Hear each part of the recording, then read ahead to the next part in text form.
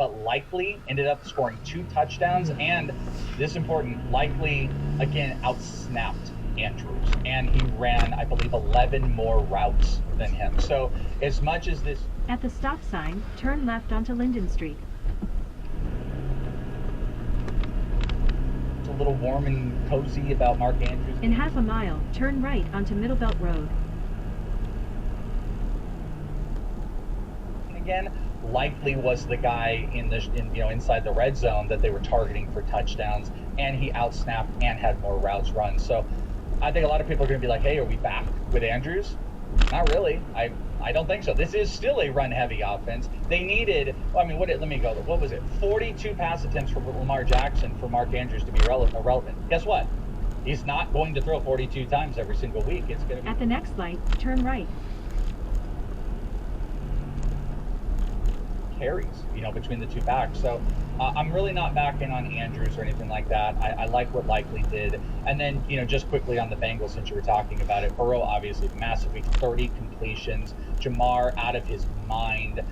We did see Chase Brown. At the light, turn right onto Middlebelt Road. Carey, Moss, both ended up being involved in the receiving game, having 3. And hat tip, because I do agree with this at the end of the day, to Debro. Debro was calling for Eric all season. It didn't happen, but Eric all did have the host. At the next light, turn right.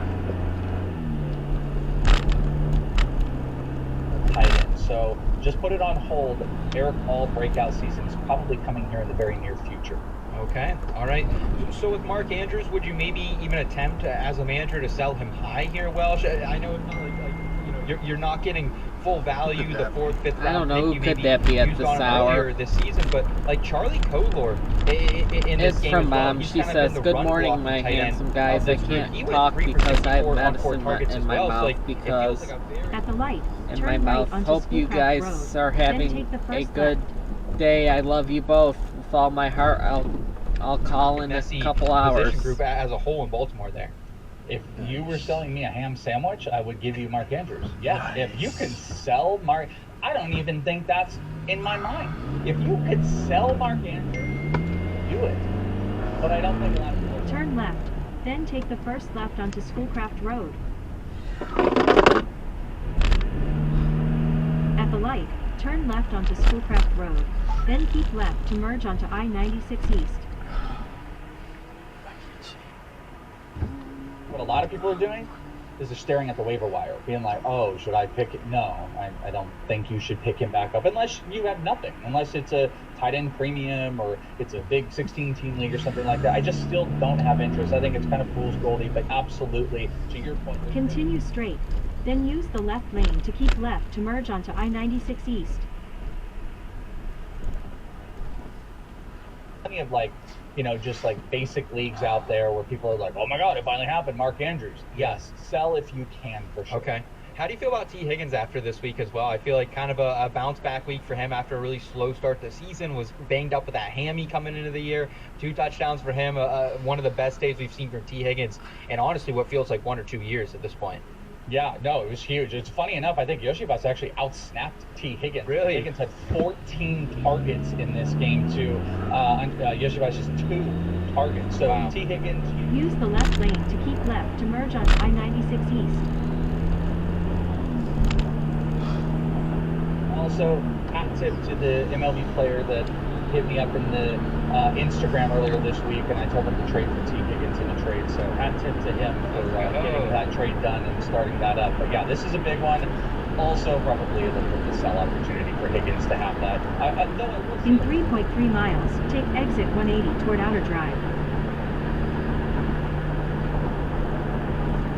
This team's got to throw the ball. They've got to throw 39. Yeah. If you would have told me Burrow had 30 completions, I'd have said, oh, it's probably 50 pass attempts. That efficiency of 30 for 39 is unreal. But this is how they have to win games. So that does speak well for T. Higgins moving forward, because this run game just still doesn't work. Chase Brown out-carried Zach Moss in this game. But the 14 targets, if someone's like through the moon, I potentially look at trading him for sure. Should have paid Jesse Bates, man. That defense might have been a little bit better here, I think, in 2024 if they would have. Meanwhile, in the Windy City, the Bears continue to beat down on teams they are supposed to. They defeat the Carolina Panthers here 36-10. Chicago controlled the time possession in this nearly 34 minutes on the offensive attack. Ran 69 plays for 424 yards. Big day for Chicago's big three here as well. DJ Moore, 2 touchdowns for him, 27.5 fantasy points. Caleb Williams, for him as well, 2 touchdowns, 304 passing yards. And DeAndre Swift, he's back apparently once again. He had a big week. In 2 miles, take exit 180 toward Outer Drive. Follows it up here in week 5 with 21 for 73 and 1 on the ground, 2 for 47 in the air. Decent game for Cole Kmet as well for Chicago, 3 for 57. Decent by tight end standards there. Can you trust anyone else on this Bears offense, whether that's Rome Odunze or Keenan Allen, who has proven to be one of the worst fantasy picks through 5 weeks here, Welsh? Yeah, it's pretty surprising too, because there seemed to be a really great connection early on in camp. Yeah, and I will say that Odunze and Allen both had 6 targets, a lot less efficiency for Allen. Unfortunately, he's just not a deep play guy. I think he's going to be one of those just like, oh, he has a 2 touchdown week type of player. I really don't think I think Keenan Allen has moved off of being a real trustworthy option. Like, you know, he was an wide receiver 3 at this point. Like, how much safer is he than Damari Douglas? You know, Pop Douglas. It's really not. Damari Douglas is probably better at this point, even though it's an awful offense. So, you know, who can you trust? You can trust DJ Moore, revenge game, absolutely through the roof. The 2 scores, you love to see it. Hate to say it, but, you know, you can trust DeAndre Swift at this point. 21 carries, he was efficient in the pass game, but they did give Roschon those 10, and he did get some of the red zone stuff of getting those 2 touchdowns. So I will say that I think Erickson had him as a sell last week. I'm going to agree on this. If someone is really buying, use the right lane to take exit 180 toward Outer Drive. I'm good with it, but when I say can you trust him, like, I think you can trust him as like a low-end RB2, but if someone really thinks, oh my god, it's happening, I would sell off, because they are still running another guy there. But Cole Kmet's a solid like back end tight end too, so I think take the exit. Truthful ones are Kmet and DJ Moore. I think Swift is a little bit of a mirage. I'll tell you what though, I think Caleb is really starting to progress as a quarterback. He still makes a couple thumb plays. He had this wide open, he was staring DJ Moore down. In 3/4 of a mile, turn left onto Patton Street. Throw it, he ended up getting sacked. But then, like, he has that amazing play to Kmet, where Kmet kind of broke through the zone coverage and he hit him perfect for this first down. Like, he is really developing into a great quarterback, to the point where, you know, I know he's drafted high, he's looking more like a streamer day in and day out, and they're throwing the ball a whole bunch. So I think Caleb is starting to push himself into that deeper league, definite, much better QB2 in Superflex at this point. Agreed. Meanwhile, for the Panthers, the only big fancy performer here was Chuba Hubbard, 17.5 fantasy points for him. He's averaging 19.8 fantasy points over the past month, so it's been great for Hubbard so far. We don't know how that's going to shake out when we get Jonathan Brooks back here from injury as well.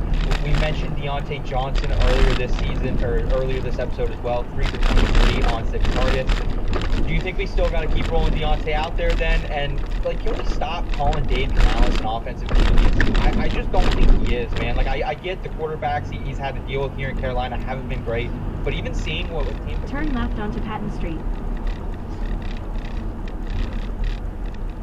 This season, like, moving Chris Godwin back into the slot, like, who knew that would have such a positive effect on the offense? Like, I don't know, I'm just kind of over Canales a little bit, and kind of just over this whole Carolina offense, aside from Hubbard, really. In half a mile, turn right onto Linden Street. Yeah, we can co-sign that for sure, but I'm still into Deontay, and we said it earlier. I think this is kind of a buy opportunity. He did have 6 targets. It was just a wildly bad Andy Dalton day. You know, he was sacked 3 times. He only had 28 pass attempts. They ended up bringing in Bryce Young because this game got away. But they actually had a couple rushes for Deontay Johnson, so they were trying to get 8 touches into this game with those 6 targets. He's just the offense. So I'm rolling him out. I'm buying Chuba Hubbard. There's a little part of me that feels sellish on Chuba Hubbard. You know, the big play, the 38-yard play carried this, but he still would have had, you know, what the math, 12 for 50 or something like that. Like, he's still efficient, and even when Brooks comes back, he's going to be... At the next stop sign, turn right. And he'll be a piece of the road. But I'm just worried it's going to be Brooks and Chuba, and Chuba's going to have those big plays. So if you can sell Chuba in the RB2 territory, I'm doing it. And Deontay, I just want to buy him really cheap right now. But yeah, there's no genius going on here. Half of me wants to like pour one out for Miles Sanders, who goes there last year, takes the big contract, and has seen really no work this season. But then like part of me is like, man, this guy's making like $25 million guaranteed over the next. Yeah, like he's chilling. At the stop sign, turn right onto Linden Street. Then the destination is on your left.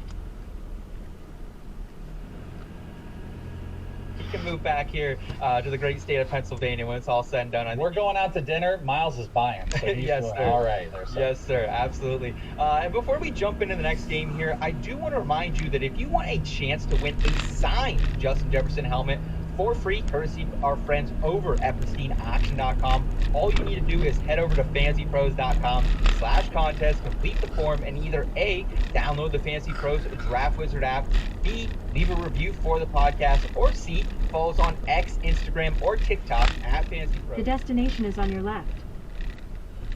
Arrived. The more actions you complete, the more entries you will receive. And we'll be announcing a winner right here on the podcast. So if you're watching on YouTube, make sure you're subscribed, make sure you're turning on those notifications so you can be alerted when new episodes are up and to claim your prize if you do happen to be that lucky winner.